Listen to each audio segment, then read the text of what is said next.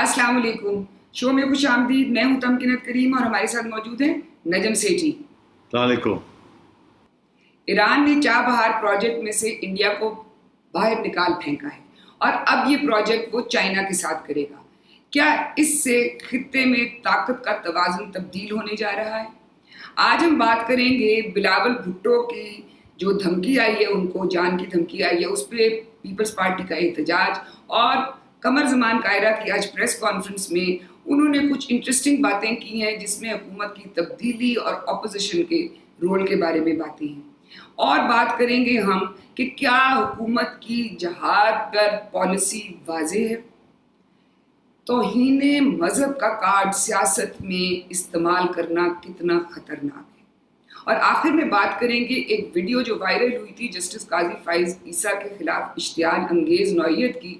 اس پر justice گلزار صاحب کے آج کچھ ریمارکس ہیں. سپریم کورٹ میں اس کی ایک سماعت چل رہی ہے، اس پر بھی ہم آج بات کریں گے. شروع کرتے ہیں. سیٹھی صاحب، یہ چابہار پروجیکٹ کا بہت ہم عرصے سے سن رہے ہیں. اس میں سے انڈیا کی پارٹنرشپ تھی ایران کے ساتھ، تو اس میں اب آ رہی ہے خبر کہ وہ نکال باہر کیا ہے انڈیا کو، اور چائنا کے ساتھ اب یہ ہوگا. پہلے آپ ہمیں یہ بتا دیں کہ یہ چابہار پروجیکٹ اصل میں ہے کیا، اس کا پس منظر بتا دیں، اور یہ بتائیں کہ اس کی خطے میں اہمیت کیا ہے. جی ہاں، یہ پروجیکٹ شاہ بہار کا کم از کم اس کو 10 سال ہو گئے ہیں آن دا ٹیبل. انڈیا نے ایران کے ساتھ ایک معاہدہ کیا تھا جس میں انہوں نے کہا تھا کہ ہم 400 ارب روپے اس پروجیکٹ میں لگائیں گے تاکہ شاہ بہار جو کہ ایران کی ایک پورٹ ہے، وہاں سے زاہدان اور پھر افغانستان ایک ریل لائن بنے گی. اور انڈیا کا مقصد اس میں یہ تھا، 2 مقصد تھے. ایک تو یہ تھا کہ ایران کے ساتھ اچھے تعلقات کر کے ایران کو پاکستان سے دور کرنا، بیکاز یاد رہے کہ ہسٹوریکلی ایران ہمیشہ پاکستان کے ساتھ کھڑا رہا. اور کشمیر، یہ چند ملک ہیں جو کشمیر کے اوپر کھل کے بات کرتے ہیں، اور ان میں سے ایک ایران ہے. تو ایک تو یہ کوشش تھی ان کی کہ اس کو نیوٹرلائز کیا جائے. دوسرا یہ کہ کیونکہ ایرانین گورنمنٹ کے اوپر بڑے سینکشنز لگے ہوئے تھے، اور تو انہوں نے کہا کہ یہ اچھا ہوگا کہ ہم وہاں بھی پیسے خرچ کریں، ایران کے قریب ہو جائیں. اور تیسرا بہت امپورٹنٹ مقصد یہ تھا کہ انہیں اس بات کا احساس تھا کہ پاکستان کے ذریعے انڈیا کو اب افغانستان میں راستہ نہیں ملے گا. انڈیا میں افغانستان کے بہت بڑے انٹرسٹ تھے جو کہ طالبان کے آنے کے ساتھ آہستہ آہستہ کم ہوتے گئے.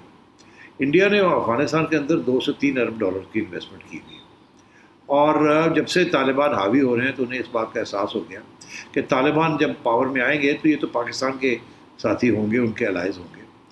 تو اس لیے پھر اب افغانستان کے ساتھ ہماری ساری انویسٹمنٹ بھی ہے اور آگے بھی ہم نے کرنا ہے. تو راستہ افغانستان کے ذریعے سینٹرل ایشیا کیسے نکالا جائے، کیونکہ سینٹرل ایشیا کی مارکیٹس ہیں، افغانستان کی مارکیٹ ہے. تو انڈیا نے یہ سوچا کہ ایران کے ساتھ پھر شاہ بہار سے لے کے افغانستان تک ایک آلٹرنیٹیو روٹ نکالا جائے. اس کے ساتھ 2 فائدے ہوں گے، ایک تو افغانستان کا فائدہ ہو جائے گا، ایک ایران کا تو میں نے ایکسپلین کر دیا. افغانستان کا یہ فائدہ ہوگا کیونکہ لینڈ لاکڈ کنٹری ہے، پاکستان کے اوپر ڈپینڈنٹ ہے. پاکستان بند کر دے، آنے دے جانے دے، اگر تعلقات نہ ٹھیک ہوں تو ایک اور راستہ مل جائے گا افغانستان کو تجارت کرنے کا، اور وہ ہوگا وایا شاہ بہار. تو اس لیے انڈیا نے یہ اسٹریٹجک ایک گیم کھیلی تھی کہ پاکستان نے انڈیا کا راستہ to Afghanistan and central Asia بند کر دیا ہے، اس کو اوپن کرنے کے لیے ایک نیا راستہ نکالا جائے، اور ساتھ ساتھ ایران کے ساتھ اچھے تعلقات کیے جائیں تاکہ وہ جو کشمیر کی حمایت کرتا ہے وہاں اس سے کم پیچھے ہٹ جائے. اور ایک اس کا دوسرا پہلو بھی تھا، وہ یہ تھا کہ جب یہ بات ہو رہی تھی تو اس وقت ایک اور بات بھی ساتھ ساتھ چل رہی تھی. وہ یہ چل رہی تھی کہ ایک پائپ لائن بنے گی India Iran Pakistan India IPI.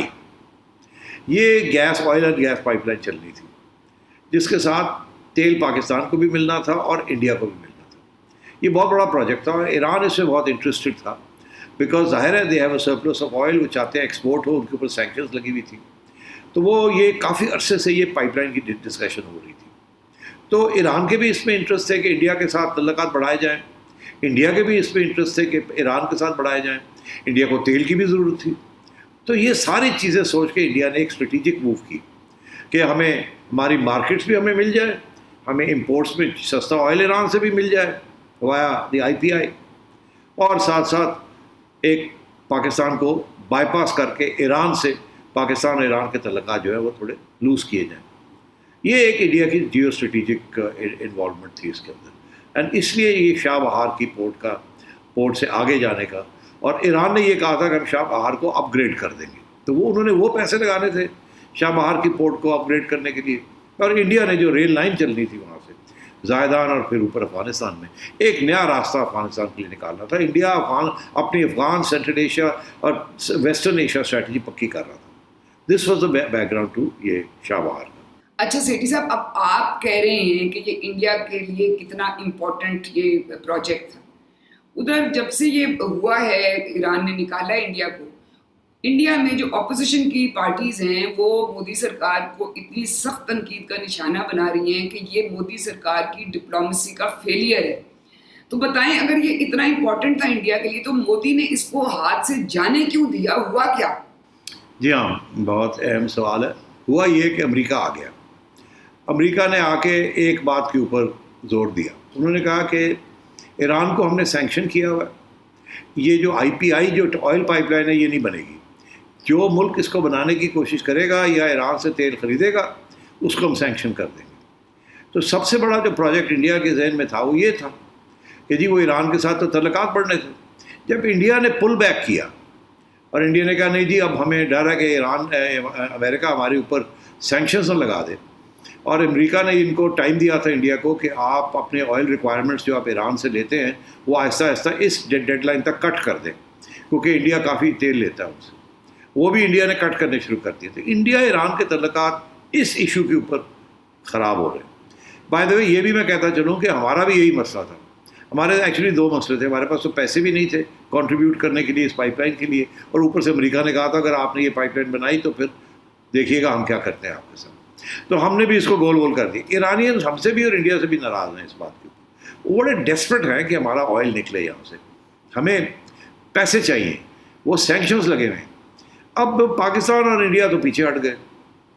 جب شاہ بہار کی بات آئی تو اب انڈیا نے یہ دیکھا کہ اگر ایران کے ساتھ تعلقات نہیں ٹھیک, اور آگے ایران تو معاف نہیں کرے گا, اتنی بڑا پروجیکٹ ہم نے بنایا تھا, ان کو ہم نے لیٹ ڈاؤن کر دیا, تو آگے جا کے پتہ نہیں ایران کے ساتھ تعلقات کیسے ہو سکتے ہیں. اور پھر یہ بھی کہ اب تو نظر آ رہا ہے نا کہ طالبان لینے جا رہے ہیں افغانستان. غنی اور یہ جو سارا امریکن ایجنڈا تھا کہ امریکہ وہاں ہوگا, انڈیا کو رول ملے گا, ابھی بھی امریکہ کہہ رہا ہے کہ انڈیا کو ٹیبل پہ لے کے آئیں, انڈیا کو انوالو کریں افغانستان کی سولوشن کے اندر. پاکستان کہتا ہے نو, افغانستان کے طالبان کہتے ہیں نو, غنی کہتا ہے لے کے آؤ, ناردرن الائنس والے کہتے ہیں لے کے آؤ.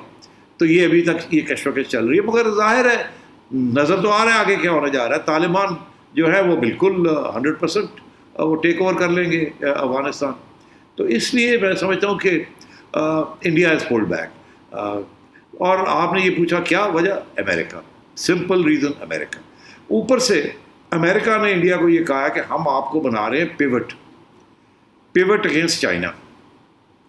ہم یہ سپیک کو پسند نہیں کرتے, آپ بھی سپیک کو اپوز کریں, اور چائنا کے خلاف ایک محاذ بنانا ہے. ایران ان دا مین وائل نے بات کرنی شروع کر دی چائنا کے ساتھ.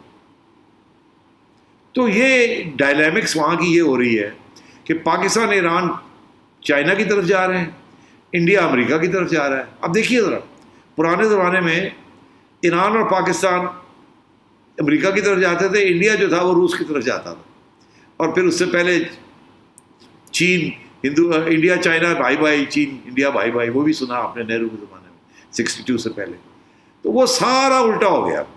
اب انڈیا امریکہ کی طرف جا رہا ہے امریکن کیمپ میں, اور آپ چائنیز کیمپ میں جا رہے ہیں, اور چائنا اپنے کیمپ کو بڑھا رہا ہے. اور یہ روڈ اینڈ بیلٹ انیشیٹو جو ہے, this is a great Chinese economic strategy کہ وہ ایک نیا کیمپ بنائیں against America and India and یہ جو سارے.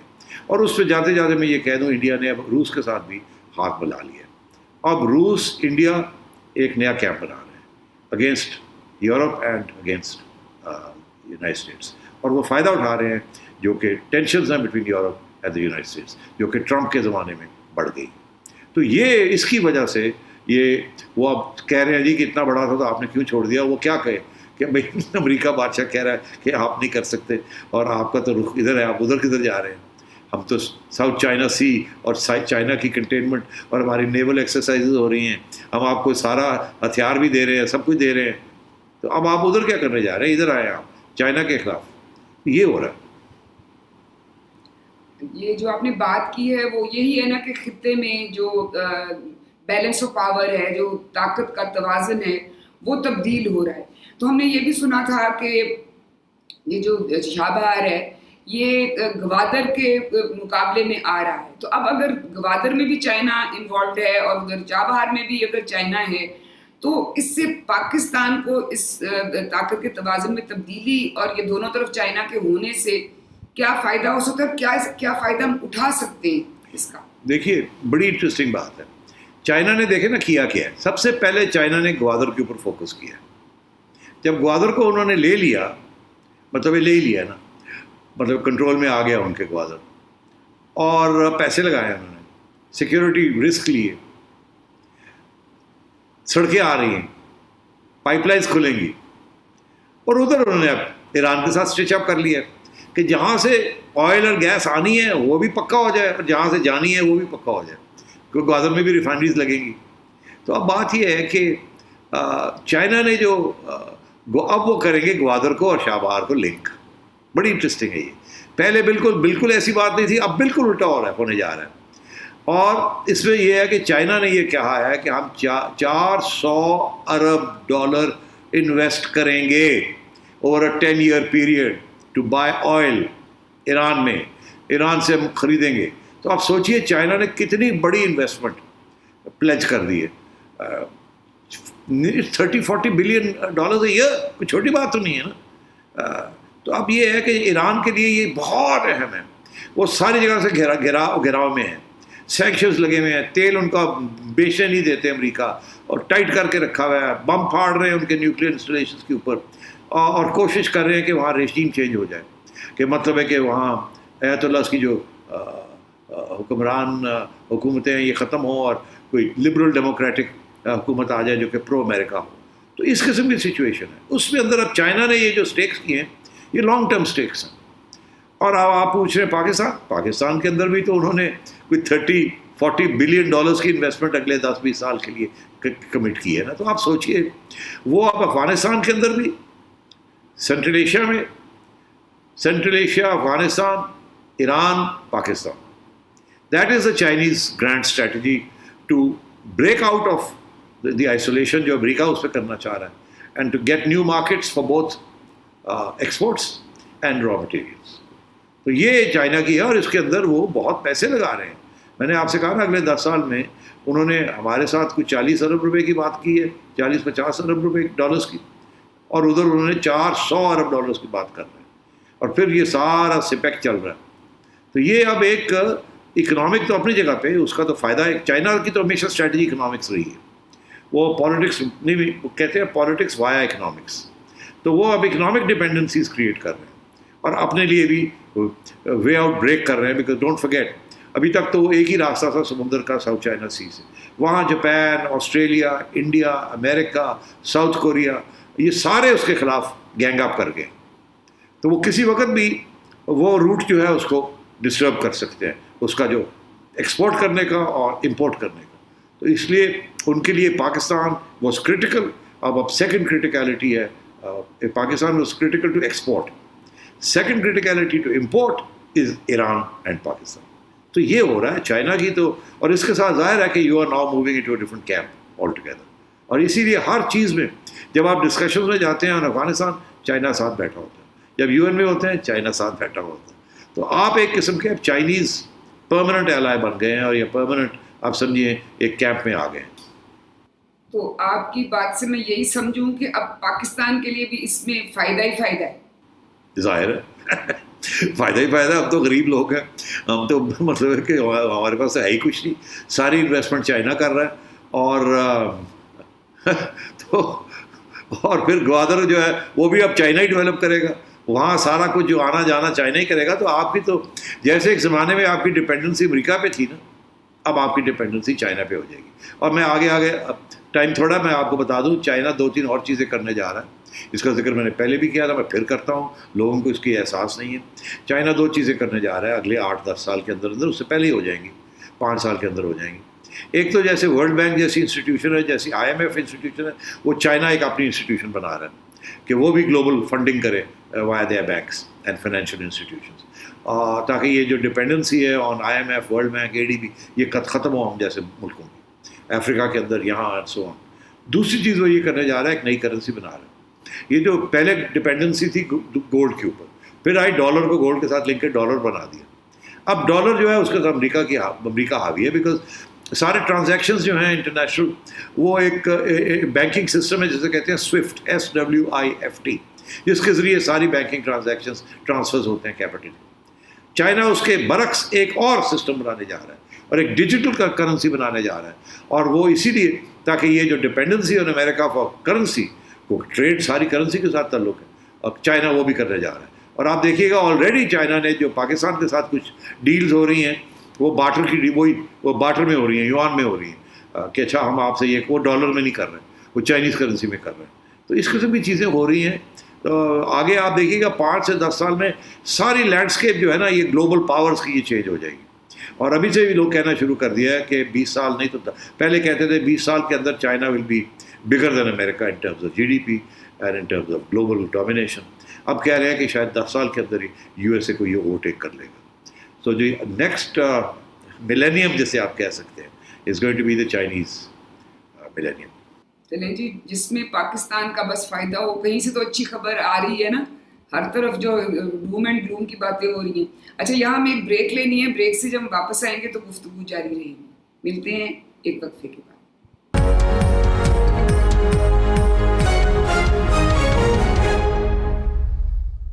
Welcome back. اچھا، بات کرتے ہیں اب یہ جو پیپلز پارٹی کے چیئرمین ہیں بلاول بھٹو زرداری، ان کو ٹویٹر پہ جان کی دھمکی دی گئی، جس کے بعد پیپلز پارٹی نے بہت احتجاج کیا، شور مچایا، اور آج قمر زمان قاہرہ صاحب جو پیپلز پارٹی کے رہنما ہیں، انہوں نے ایک میڈیا ٹاک کی، وہ سنیے گا۔ پہلے آئین، قانون اور اصول کے مطابق، جمہوری اصولوں کے مطابق، پارلیمانی اصولوں کے مطابق جو پلیئرز ہیں وہ پیچھے ہٹیں، نیوٹرلی ان اسمبلیوں کو موقع دیا جائے، اسمبلی کے اندر سے ایک نئی حکومت تشکیل پائے۔ آج قوم ہم سے توقع کر رہی ہے کہ ہم جلد کسی لائحہ عمل کا اعلان کریں، اکٹھے ہوں، فیصلہ کریں۔ ہم بھی کہتے ہیں کہ حکومت ملک کے لیے ناصور ہے، وہ بھی کہتے ہیں ملک کے لیے ناصور ہے، تو پھر اس کے اوپر کیوں فیصلہ نہیں ہو رہا؟ تاریخ اس بات کا فیصلہ کرے گی، پاکستان کے عوام اس بات کا فیصلہ کریں گے پہلے کہ یہ یقیناً ہوگی اور کیوں نہیں ہوگی، اور دوسری بات یہ ہے کہ پھر لوگ کریں گے کون قصوروار تھا۔ جو انٹرسٹنگ بات کی ہے وہ یہ کہ اسی اسمبلی سے نئی حکومت بنائی جائے، اور ساتھ میں انہوں نے یہ کہا کہ عوام نون لیگ اور پیپلز پارٹی کی طرف دیکھ رہی ہے، اور اگر ہم ان کی عوام کی توقع پہ پورا نہ اترے تو یہ تاریخ تعین کرے گی کہ ذمہ دار کون ہے۔ کیا وہ اشارہ یہ دینا چاہ رہے ہیں کہ نون لیگ کی وجہ سے APC نہیں ہو رہی، یا ایک مزاحمت کی تحریک شروع نہیں ہو رہی؟ اور یہ جو اسی اسمبلی سے نئی حکومت ہے، اس کو بھی ذرا آپ ایکسپلین کیجیے گا، یہ کیا مطلب؟ قاہرہ صاحب نے یہ کہا ہے کہ جی 2 باتیں کہی ہیں انہوں نے۔ ایک تو یہ کہا کہ اگر اس وقت ہم اکٹھے نہیں ہوتے تو یہ موقع ہاتھ سے چلا جائے گا اور لوگ عوام میں نہیں معاف کرے گی، اور ساتھ ہی ساتھ اشارہ کر دیا شاید نون لیگ کی وجہ سے اکٹھ نہیں ہوگی۔ میرا خیال ہے اس میں کچھ صداقت تو ہے۔ بات یہ ہے کہ مگر صداقت میں بھی 2 پہلو ہیں آج، اور اس کے ساتھ انہوں نے جو اگلی بات کی ہے اس سے ظاہر ہو جاتا ہے کہ اب اسٹریٹجی کیا ہے پیپلز پارٹی کی۔ وہ کہہ رہے ہیں کہ نون لیگ ہمارے ساتھ ہاتھ بٹائے، APC کرے اور ایشوز کے اوپر اب اکٹھے ہو جائیں۔ ساتھ یہ بھی کہہ رہے ہیں کہ اگر یہ جو حکومت ہے، اگر حکومت کو چینج کیا جائے، عمران خان کی چھٹی کرائی جائے اور اسی اسمبلی سے اگلی حکومت بنے، یہ بڑی انٹرسٹنگ بات ہے۔ تو دونوں کو میں جوڑتا ہوں۔ جوڑنے سے یہ ہوگا کہ آپ کو سمجھ آ جائے گی کہ پیپلز پارٹی کا ایٹ لیسٹ اس وقت کیا موقف ہے۔ پیپلز پارٹی میں کب سے کہہ رہا ہوں کہ نہیں چاہتی کہ الیکشن ہو، جنرل الیکشن ہو، نہیں چاہتی۔ وہ یہ بھی نہیں چاہتی کہ پروونشل الیکشن ہو۔ انہیں پتہ ہے انہیں کچھ نہیں ملے گا، نقصان تھوڑا بہت ہو سکتا ہے مگر زیادہ کچھ فائدہ نہیں ہے اس میں۔ Noon league on the other hand کہتی ہے کہ جنرل الیکشن اور پروونشل الیکشن اگر ہو تو ان کا بہت فائدہ ہے، اور وہ بھی واضح ہے، سارے پولز بتا رہے ہیں کہ اس وقت ہوا جو ہے وہ نون لیگ کے حق میں چل رہی ہے۔ آج الیکشن ہو جائے 2/3 میجورٹی آ جائے گی ان کے پاس۔ اسی لیے حکومت اور سلیکٹرز یہ نہیں چاہتے کہ آج الیکشن ہو، تو وہ حکومت، سلیکٹرز اور بلاول صاحب ایک سائڈ پہ، نون لیگ دوسری سائڈ پہ۔ اب بلاول اگر یہ چاہتے ہیں کہ نون لیگ ان کے ساتھ تعاون کرے تو بلاول تو تعاون اس قسم کا چاہیں گے نا عمران خان کی چھٹی ہو جائے, کوئی گورنمنٹ ایسی بن جائے جس کے اندر ان کا بھی حصہ ہو اور الیکشن بھی نہ ہو. تو اس سے نون لیگ کا تو فائدہ نہیں ہے نا یار. نون لیگ کہتی ہے کہ اگر یہ 3 سال ایسے ہی چلتا رہا تو پھر یہ جو اس وقت ہمارے حق میں ایک ویو چل رہی ہے, ایک لہر ہے عوام کی, 3 سال کے بعد پتہ نہیں کیا ہوگا کیا نہیں ہوگا.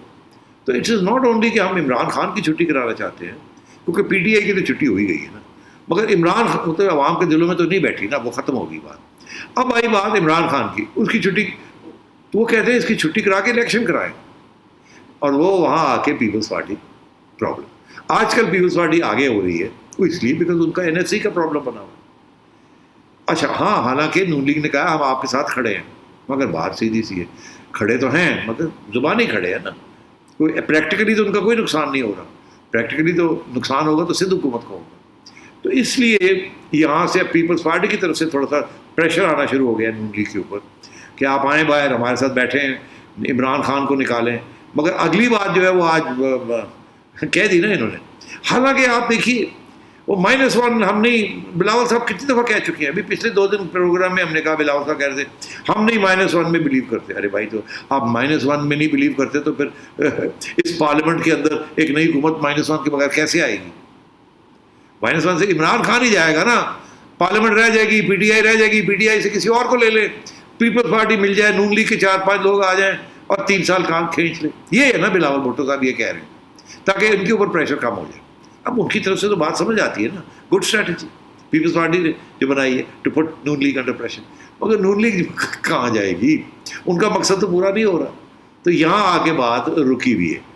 تو اب دیکھنا یہ ہے کہ اس میں تو کوئی شک نہیں ہے کہ عوام تنگ آئی ہوئی ہے عمران خان صاحب سے اور پی ٹی آئی کی حکومت سے. اور مگر عوام تنگ آنے سے کیا ہوتا ہے؟ آپ کہہ رہے ہیں کیا فرق پڑتا ہے عوام تنگ ہونے سے؟ تو ملک ہوتا ہی عوام سے ہے. عوام کا تنگ ہونا یا خوشحال ہونا ہے تو سب سے زیادہ امپورٹنٹ چیز ہوتی ہے. اچھا, یہ اگر چلتی رہی ان کی یہ اپوزیشن اور ان کی آپس میں نون لیگ اور پیپلز پارٹی کے اکٹھی نہ ہو پایا, تو یہ تو پھر حکومت چاہے ڈلیور کرے نہ کرے وہ تو آرام سے بیٹھی رہے گی پھر. دیکھیے پریشر تو ہے نا کہ کچھ چل نہیں رہا, اور ذمہ داری پہلے تو لوگ کہتے تھے عمران خان کی ذمہ داری ہے, اب اس کے ساتھی بھی کہتے ہیں وہ کیا کرے, ذمہ داری تو کسی اور کی ہے. اب بات یہ ہے کہ یہ کب تک یہ ایسے چلے گا. ایک سٹیج اور وہ چل رہا ہے نا, بدنامی تو ہو رہی ہے. عمران خان ڈزنٹ کیئر اس کی بدنامی ہوتی ہے نہیں ہوتی, اس کو پتہ ہے یہ میں 1 ٹرم ہی ہوں, اس کے بعد نہ پی ٹی آئی رہنی ہے نہ عمران خان رہنا ہے جب یہ فارغ ہو گئے. مگر بات یہ ہے کہ کہتے ہیں ہم کیا کریں, ہم نے تو اتنی بڑی انویسٹمنٹ کی ہوئی ہے, اب ٹھیک ہے نہیں ہے پاپولر, چلو آہستہ آہستہ ٹھیک ہو جائے گا. نالے اگر عوام کھڑی ہونے کے لیے تیار نہیں ہے, سیاسی جماعتیں عوام کو اکسانے کے لیے تیار نہیں ہیں, جیلیں کاٹنے کے لیے تیار نہیں ہے, تو چل رہا چلے آہستہ آہستہ بہتر ہو جائے گا. اور یہ کہ اگر یہ لوگ آ جائیں گے تو یہ کوئی بہتر کر لیں گے, یہ بھی تو ان کی سلیکٹرز کے ذہن میں ہے نا, یہ آ کے کوئی بہتر کر لیں گے. بندے تو ہم نے لگا دیے ہیں اچھے, اب وہ بندوں سے بھی کام نہیں ہو رہا کہ حالات ہی ایسے. وہ ٹھیک ہے خان صاحب جو ہے, مگر خان صاحب سے بہتر انگوٹھا لگانے والا کوئی انگوٹھا ہے ہی کوئی نہیں پاکستان میں اس وقت. تو آپ کو میں یہ کہہ رہا ہوں کہ یہاں 2 سچویشن, یا آپ پیپلز پارٹی عوام کو کھڑی کرے جو کہ نہیں کرا سکتی, یا نون لیگ کھڑی کرا سکتی ہے مگر کھڑا کرانا نہیں چاہتی, ان کے اور مسئلے ہیں. تو یا دونوں مل کے پھر فیصلہ کریں, اللہ اللہ خیر صلی اللہ آر یا پار, چلو جی جیلاں کٹنے اب باہر کٹو سارے, لوام تیار ہے, آئرن از ہاٹ, یہ فیصلہ کرتے ہیں. اور اگر یہ 1 مہینہ بھی 1.5 مہینہ بھی یہ موومنٹ چلا لیتے ہیں, مار ٹگر وگر یہ وہ, تو گیا ہے عمران خان. اور یہ جو بلاول صاحب چاہتے ہیں نئی حکومت آ جائے گی. ٹھیک جی, اب یہ دیکھتے ہیں کہ یہ اے پی سی کب ہوتی ہے اور کب یہ فیصلے سارے ہوتے ہیں جس کا وہ کہہ رہے ہیں بقول ان کے کہ عوام کو توقع ہے بہت ان سے. اچھا, یہاں ہمیں بریک لینی ہے, بریک سے ہم جب واپس آئیں گے تو گفتگو جاری رہے گی وقفے کے بعد.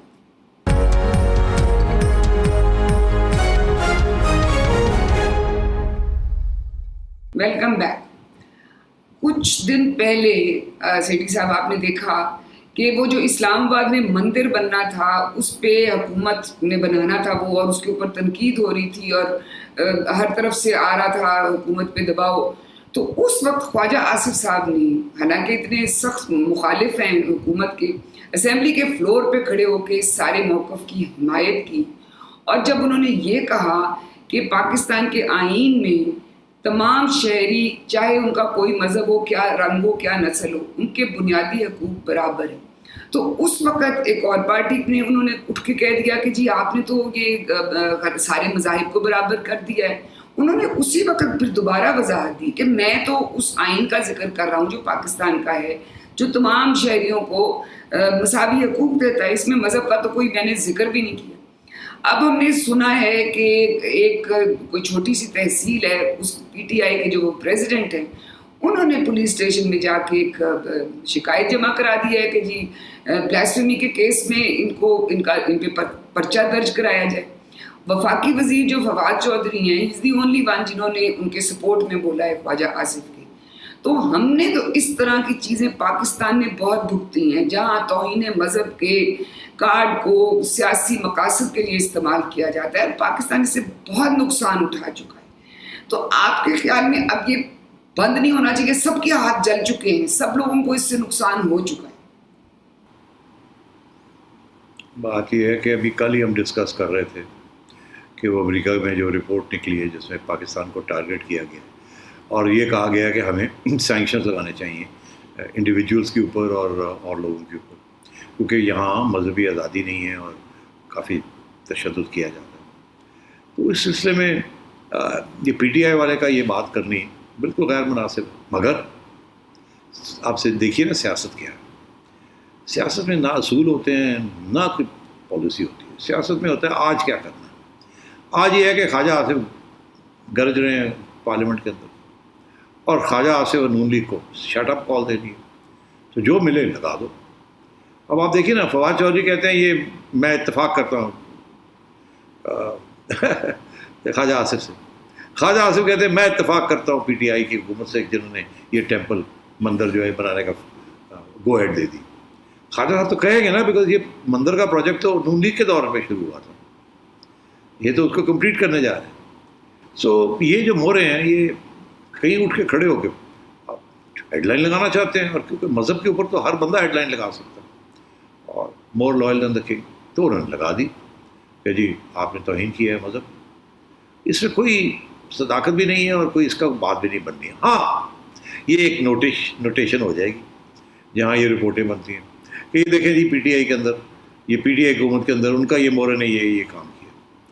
तो वैसे इसकी कोई ख़ास अहमियत नहीं है, ना ही किसी किस्म का ख़तरा है। ये सिर्फ नंबर लगाने के लिए इमरान खान का कि मैंने ख्वाजा आसिफ को, और क्योंकि इस सब्जेक्ट के ऊपर कुछ कह सकता हूँ मैं, जज्बाती बात मैं कर सकता हूँ, हकीकत हो या ना हो तो कर देनी चाहिए।